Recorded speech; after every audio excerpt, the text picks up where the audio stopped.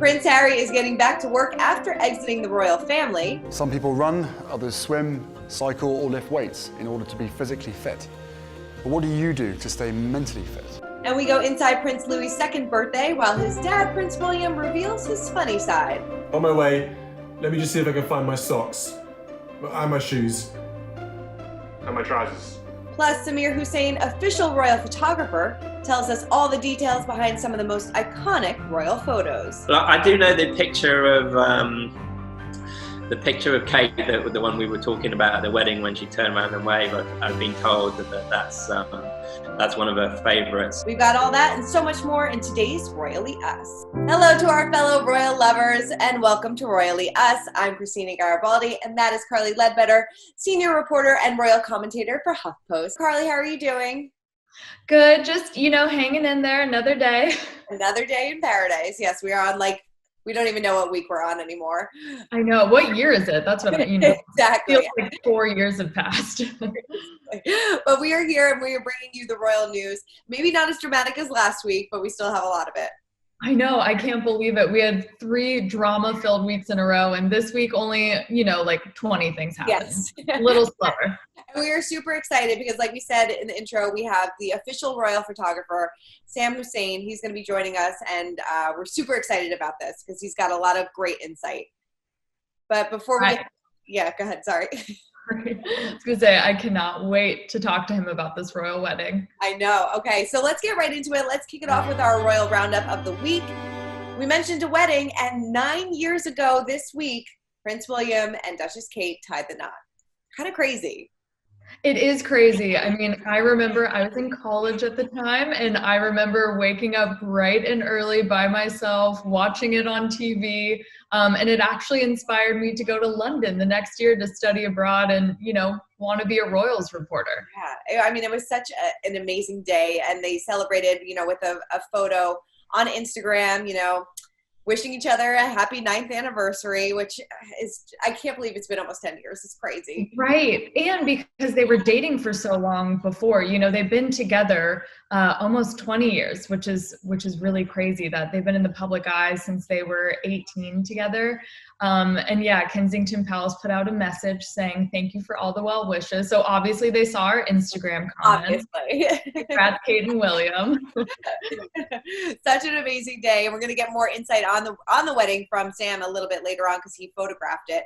But let's talk about Prince William because he has been making the interview rounds lately. And we actually saw a bit of his funny side this time. Take a look. By the way, have you seen anything good on TV? It's hell without EastEnders. Isn't it? They tell me Tiger King is rather good. Yes, I tend to avoid shows about royalty. So I love this. I love that William got in on a little sketch. I know. I love it too. I thought that his delivery was really natural and he did a really, really good job.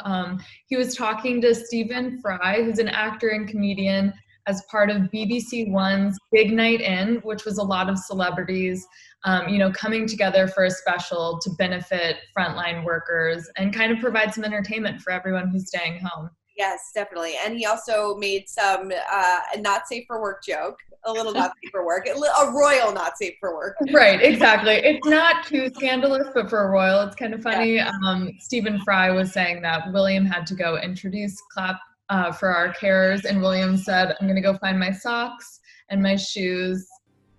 And my trousers. And my trousers. And I was like, oh my gosh, scandal. Yeah, a little cheeky. I know, very cheeky, yes. But so this was all benefiting healthcare workers, which Kate and William have really shown a ton of support for them throughout this entire pandemic. They have. We've seen them on so many video calls. They did a very candid interview with BBC a few weeks ago. They've been really active on Instagram. They've been doing video calls with a lot of people from their patronages. So we've seen a lot of them. And through it all, we've learned a lot about their TV habits.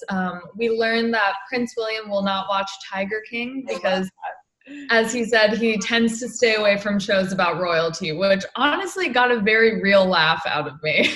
Really did. A little dig to the ground, just a little.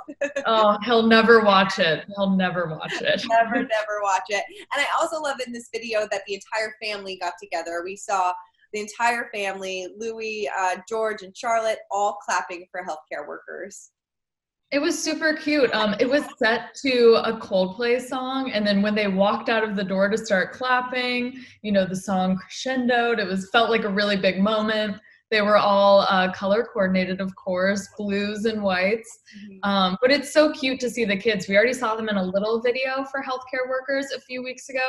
And now, I mean, this was a bit more highly produced, but we also saw them walk out of their stunning home in Amner Hall, giving us all a little house envy. Yes, seriously. Or estate envy. Yeah. Definitely. But he wasn't the only member of the royal family to clap for healthcare workers. Prince Charles and Camilla also did this, but it was a little awkward. Oh my gosh. And I think I finally realized what it was, which is there's no background noise, like there's no music like there were for the Cambridges. And so Camilla and Charles walk out. Camilla's ahead of Charles. Charles is struggling to close the door. It takes him a few tries. They start clapping, not together. Charles is looking off camera. And then at the end, Camilla starts clapping to her own beat. And it's just, it looked like they'd kind of never clapped before. It was like the Nicole Kidman clap at the end. Yes, exactly. That's perfect. It was very uncomfortable. But the good intention was there. The intention was there. But of course, we all need these, you know, these little moments of joy, and that provided a nice moment for the internet to, you know, the royals really do try and be relatable some of the times, and then we look at this and we're like, oh, we forget.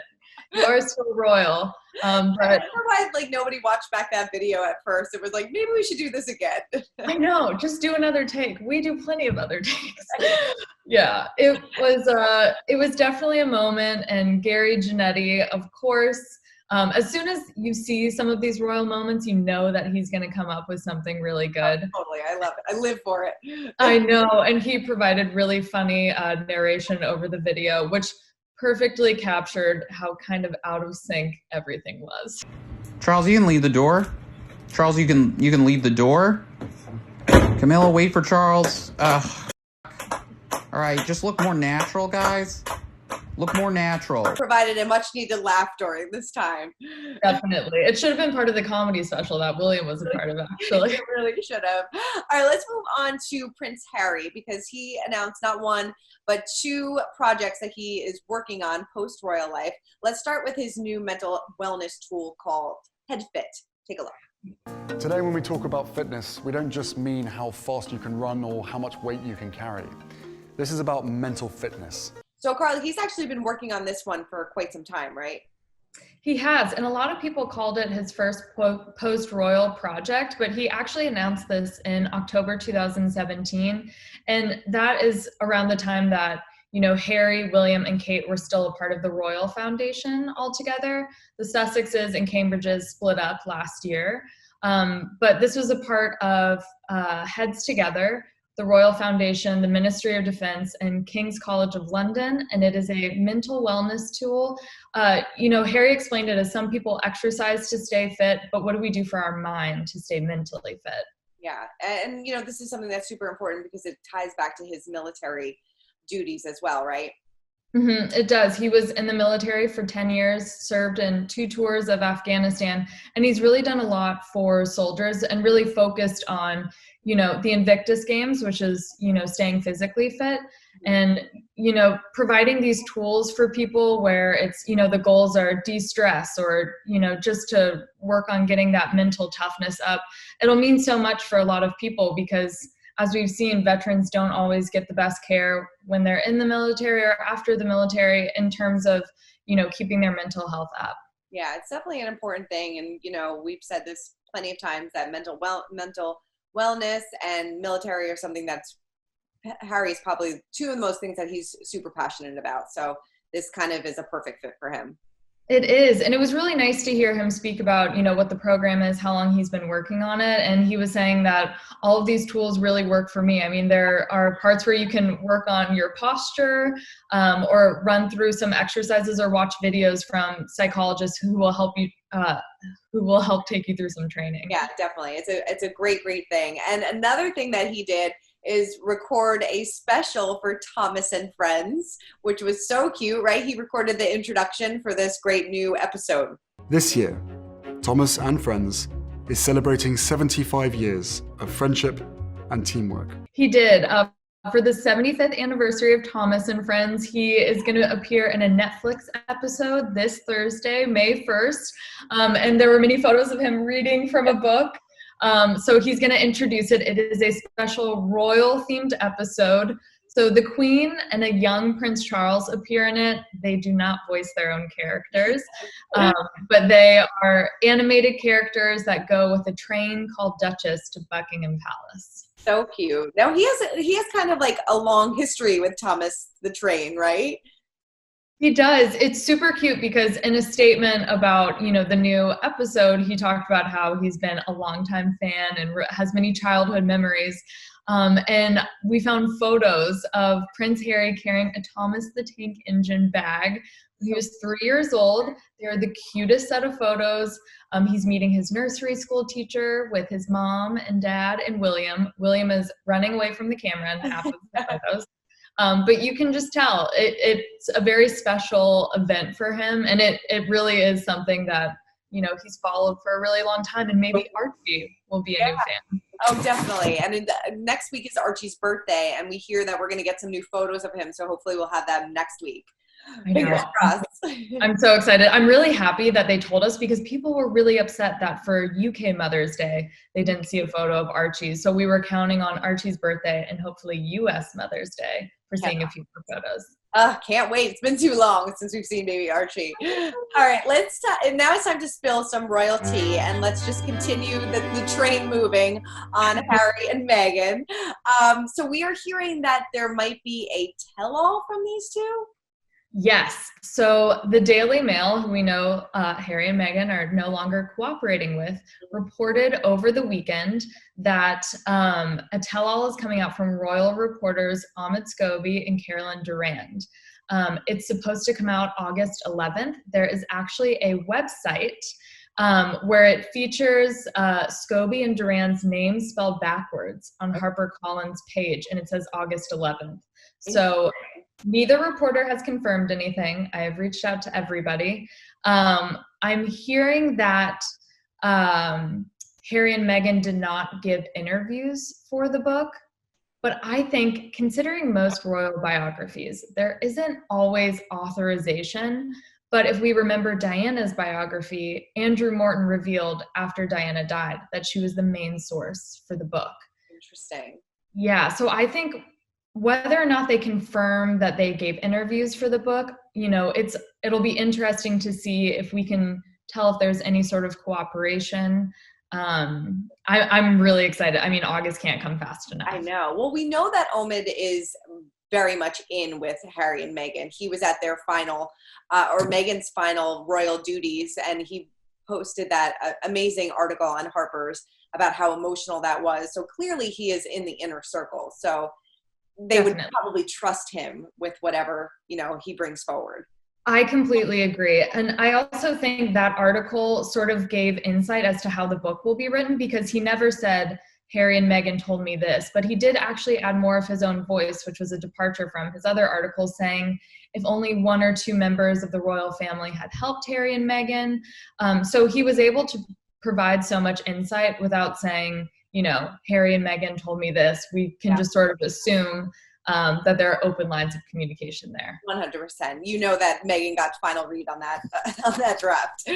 Yeah, I mean, it just, hearing about her like hugging the Buckingham Palace aides goodbye, being tearful, that's just something that we haven't seen yet. So hopefully in this tell-all, we get to see their side of their modern monarchy. Definitely. Oh, I cannot wait. But for right now, they are enjoying life in California. And I love this story because they're getting some advice on how to deal with the paparazzi from none other than Lindsay Lohan. Things we never thought we'd say. Lindsay Lohan giving advice to royalty. Yes, she appeared on Andy Cohen's Sirius XM radio show, and he told her that the royals were moving to Malibu. And so, of course, she knows how to handle the paparazzi. So actually, she is really qualified to give this advice. Get drivers. We're betting that Harry and Meghan probably knew this because Meghan's from there. But she said, avoid the beaches. You can't even surf out far enough to get away from the paparazzi. So good to know, Harry. Don't go all the way out. And she said, if you're really concerned, hire a driver. So we'll see. Yes, wise words from Lindsay Lohan. You know. Yeah, and for now, Harry's been doing his own driving, which I think is really impressive because he normally drives on, for us, the wrong side of the road. True. So I'm really impressed he adapted so quickly. Yeah, wait till he gets to LA traffic, though, when everybody can go back on the roads. He's in for a rude awakening. Yes, you're so right. All right, let's move on to our royal history moment of the week. We are so excited to be joined by Samir Hussain. He is a royal and entertainment photographer who has been photographing the royals for over 10 years. And thank you so much for joining us. We're so excited to talk about some of these most iconic photos of the royals that you have taken throughout the years. But first, how did you get started photographing the royals? Well, I was quite lucky, really, in that my dad was a royal photographer. He was photographing the royals before Diana came on the scene, and obviously through the Diana years. So I kind of grew up surrounded by great royal photography. And then I actually studied journalism at university. I wasn't initially going to go into photography, but when I finished my degree, moved to London, got more into the photography side of stuff, and then just started off doing some smaller royal engagements and built it up from that, really. That's so cool. It is. And did your dad give you any advice about photographing the royals? Yeah, well, obviously I've learned a lot from him over the years. He really taught me what was needed from the newspapers and magazines, what are the kind of pictures that people want and people look for, and also about just what makes a good long-term picture, what are the kind of pictures that people want to be seeing in 5-10 years time, and really about trying to shoot long-term pictures, historical pictures. So it was a really big help getting into the industry with his advice. I mean, what would you say, in your opinion, is your most iconic photograph that you have taken? Well, that's a really, really tough one. I mean, there's many pictures I'm really, really proud of, both royal and showbiz pictures. But I have to say that the picture that I took of Harry and Meghan in the rain recently, I've never had a reaction to a picture like that one. So I have to say, I guess it's hard to judge a picture like quite soon after you've taken it. I have to see maybe in like 5-10 years time how I view that and how others view that. But in terms of the reaction that I've had from people, that's got to be the most iconic from that point of view. And how were you able to get that shot when the weather was so poor and you managed this iconic photograph? Yeah, well, when I first got to the job, it was, as you can see from the pictures, absolutely pouring a rain. And normally that doesn't make for good pictures at all. We knew they would be under an umbrella, which means they might have been shielded to get clean pictures. Also, the rain can create havoc for your flash and your camera equipment. But thankfully, everything just really came together perfectly. I've described it as 1 in a million. It's really that, because I was able to catch somebody else's flash from going off. There was a member of the public, I think, and a TV camera behind them. And I was just able to catch one of their flashes with one of mine. Just at that magical moment when they looked at each other and smiled. And it's just one of those things where everything comes together perfectly. Did you hear from them after that about the photo? Not directly from them. I spoke to some of their team, and they were sort of really happy about it and talking about it, but not directly from them. I'm sure it's a beautiful, beautiful photo. It is. I want to frame it and put it on my desk. I'll tell you. I mean, are you given like guidelines when you are photographing a royal event, or are you just kind of given free rein since you know them so well and have been doing this for so long? Well, there's certain protocols you're expected to keep. If they're having a conversation, not to really interrupt, not to shout out at them. The British royals rarely pose up for you, so you kind of whereas European royals will actually stop and pose up for you, British royals won't do that. So you kind of just let them get on with what they're doing, and you're just trying to document, almost like fly on the wall, what is happening. So there's certain protocols that you have to keep, but generally speaking, I have a really good relationship with their press teams, and generally speaking, they just let me get on with it. Yeah, and what is the most stressful part of photographing the royals? Oh, well, actually the really big events such as royal weddings and stuff like that, they're actually really well planned out. And so when they're planned out for weeks, if not months in advance, so by the time you get there, you're in position, it's not actually that stressful.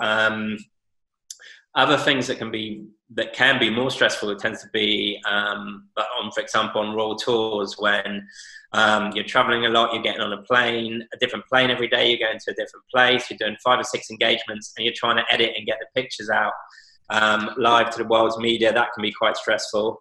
One job that springs to mind was the engagement pictures of Harry and Meghan at Kensington Palace, because we were only told about that on the morning. Oh, wow.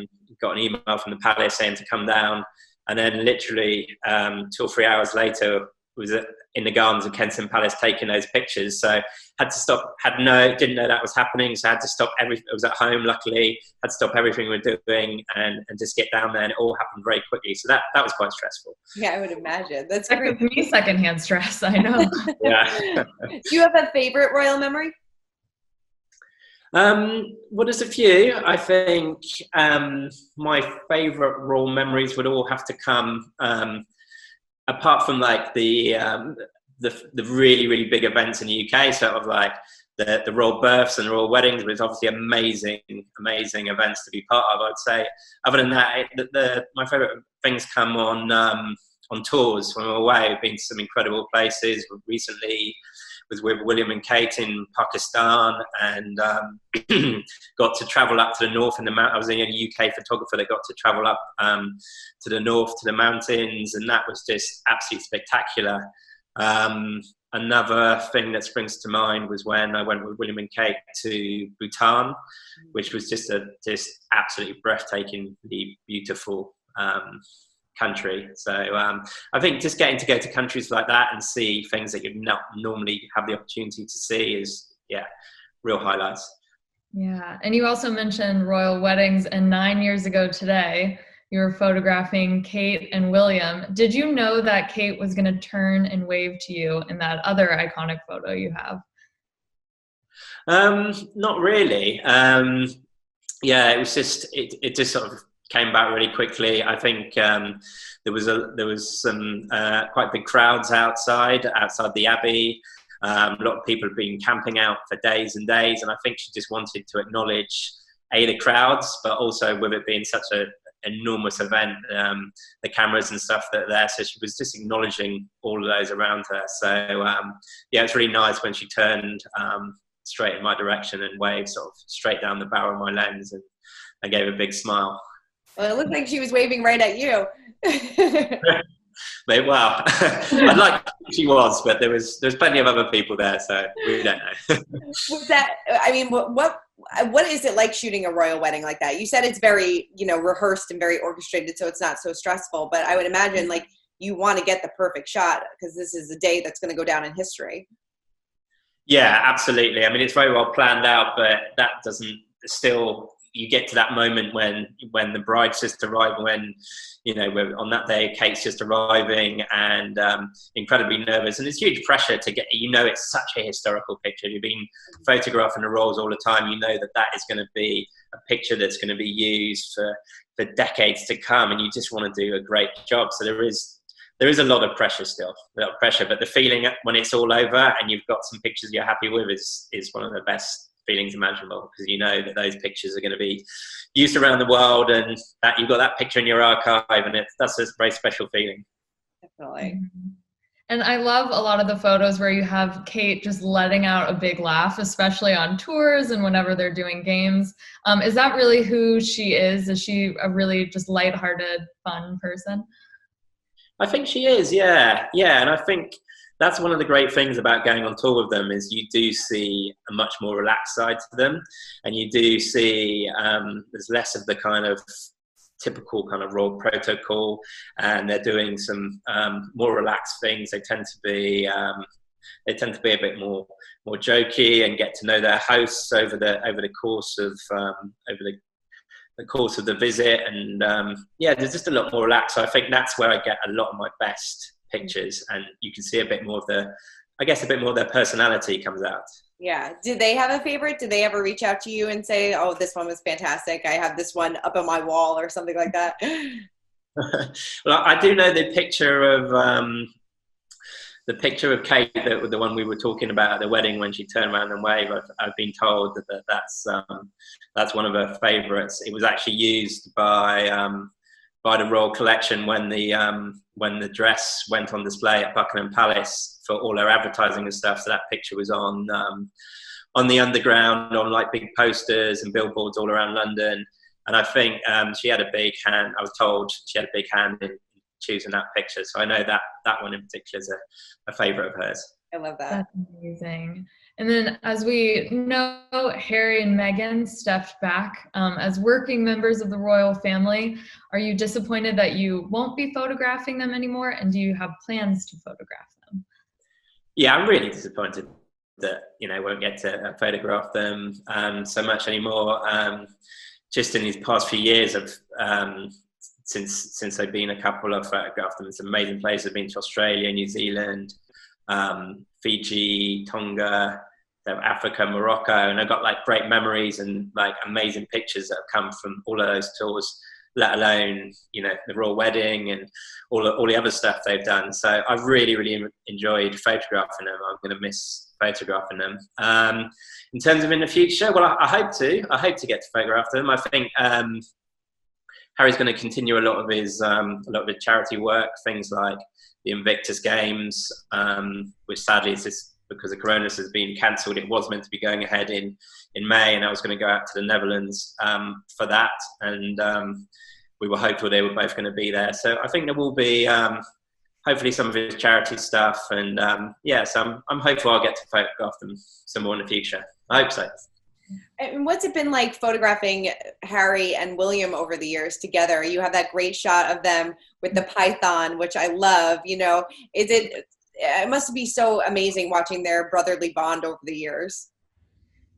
Yeah, especially before Kate and Meghan came on the scene. They used to go. They used to do like tours together. So I used to go away with them quite a lot on tours. And yeah, they've always had an amazing brotherly bond. And that picture in particular is one that I think sums it up. It's Harry joking around, pushing the snake's head towards William, and I just think the reaction shows their bond really well. Yeah. And Kate often shows a lot of her own photos on the Kensington Palace Instagram. And what do you think of Kate's photography skills? I'm quite impressed, I have to say. I really like the recent pictures of Prince Louis, and you can tell. When I've met her, I've spoken to her about photography, and she's a really keen photographer. And you can see from the pictures she takes that she's certainly better than your average person on the street. She really she's got a good eye, and she's a good photographer. So I'm impressed by her pictures, I have to say. Did you give her any tips? I tried to. Yeah. I tried to, but whether she's taken them on board, I don't know. What are some tips for, being a royal photographer? Oh, that's a tough one. I mean, I think you just got to get out there and take as many pictures as you can. I mean, and try and use like as good a camera as you can get hold of, and go out there and take as many pictures as you can. There's no substitution for like trial and error, trying to get to know your camera really well, learn how your camera works, and but the main thing is just to get out there shooting and have fun with Any embarrassing moments that ever happened while you're on tour or any of these things? With myself, you mean? Yeah. Yeah. In front of the royal, like you ever trip and fall in front of the royal? Right. Well, there's been a few like close shaves when you're told such and such a thing's going to happen, and then because things can happen spontaneously, and you suddenly have to move, and there might be like a group of royal photographers, and we're all sort of running around, and certainly one or two of us have fallen over, and we're trying to like run around trying to get the best angle for the right picture. I do remember one time I think it was in Wales, we were taking pictures of William and Kate on the beach, and it'd been delayed. The whole engagement had been delayed a lot, so it was really quite late by the time they came on, and the tide was coming in. So we were stood on the beach, but the tide was coming in and literally coming in over our feet as we were trying to take the pictures, and I think they found that quite amusing. Oh my God, so funny. And you also take a lot of photos of the royal kids. Which one is the biggest ham for the camera? I think actually probably Princess Charlotte has produced some great pictures. Well, yeah, Princess Charlotte has produced some great pictures over the years. Just some great spontaneous moments. She seems to be like a real character. But Prince George as well, you know, there's been a few times when I've photographed him when he's been very young and had a meltdown as well. And I think that's the thing with kids, you just don't know what you're going to get, and that makes it really fun to photograph, because at the end of the day they're just kids, and you can't necessarily ask them to behave in a certain way because they're just kids. So it produces some really good spontaneous images. So I really love shooting the royal children when I get the opportunity. I'm sure. Samir, thank you so much. This was so insightful and so much fun to speak with you and kind of take a trip down history lane with you. So thank you so much. Oh, it's a pleasure. Thank you. And if you want to tell people where they can go and take a look at more of your beautiful photos, because you don't just do royals, you do a ton of entertainment photos as well. So if you want to tell people where to go and take a look. That's right. Well, the best place is on my Instagram. My Instagram handle is Sam Hussain. Hussein is spelled HUSSEIN1. So Sam Hussain 1 is my Instagram, and my website is samirhussain.com. Awesome. So go take a look. Thank you so much. We really appreciate it. So now it is time to break down the royal rules. And this week we are given some insight into Meghan's wedding dress. This is so cool by Givenchy creative director Claire White Keller. She opened up on Instagram about what it was like designing Meghan's dress with her. So Carly, what'd you have to say?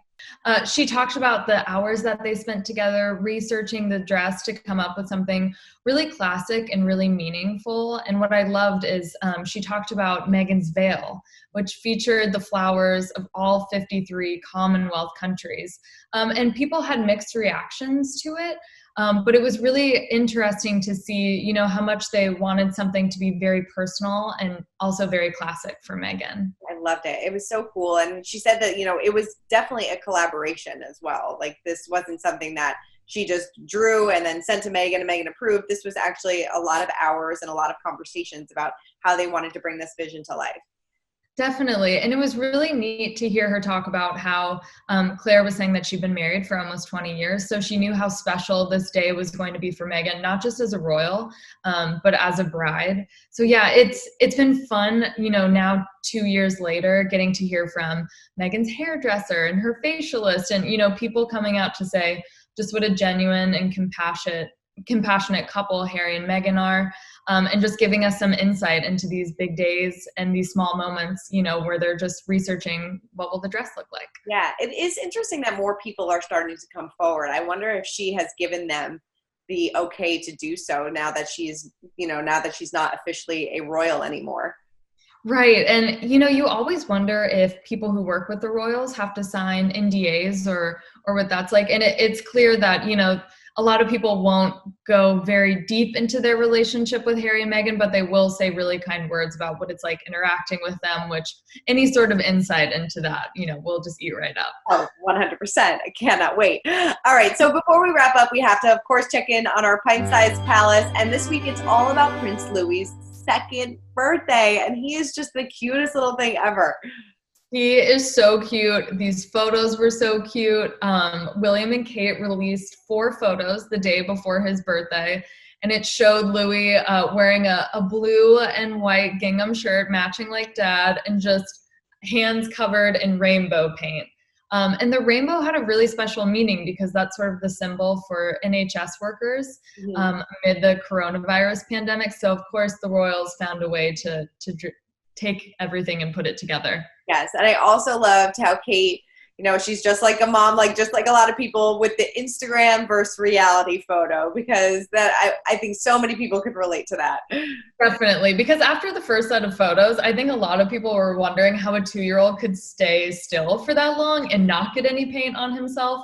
And I think this is the sign of Meghan and Harry's old social media director is now working for the Cambridges. So as soon as we saw this hip tweet and Instagram versus reality, I was like, oh, I think the influence is already paying off. Yeah, but I think, you know, it makes them, like we said, so relatable. And, you know, these are fun moments that we want to see. You don't always want to see everything all prim and proper. You want to see the real moments. Exactly. And that is Louis and his face covered in paint, which is so adorable and so fun.